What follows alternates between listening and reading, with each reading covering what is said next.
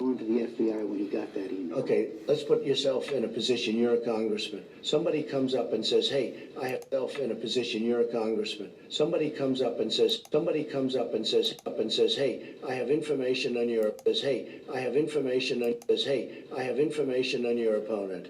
Do you call the FBI? I don't think, coming from I'll tell you what, you do. I've seen a lot of things over my life. Hey, I have information on your opponent. Do you call the FBI? I don't think, coming from I'll tell you what, you do. I've seen a lot of things over my life. I don't think in my whole life I've ever called the FBI. In my whole life.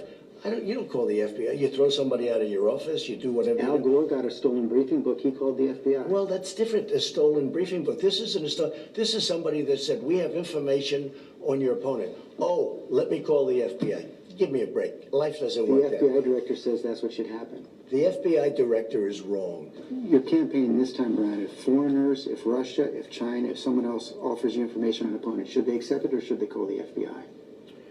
I think maybe you do both. I think you might want to listen. There's nothing wrong with listening.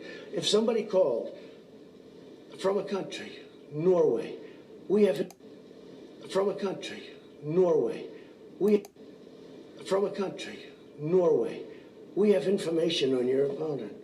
Oh, I think I'd want to hear it. You want that kind of interference in our elections? It's not an interference. They have information. I think I'd take it.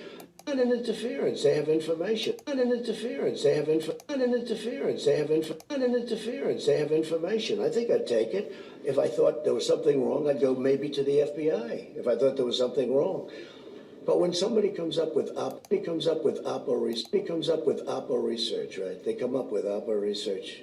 Oh, let's call the FBI. The FBI doesn't have enough agents to take care of it. But you go and talk honestly to congressmen. They all do it. They always have. And that's the way it is. It's called Oppo research. So let's get back to George tonight. George, it's very clear the race for 2020 is also on the president's mind. The tweets already trading attacks with Joe Biden, and he told you that he believes he has a strong case to make for re-election. He's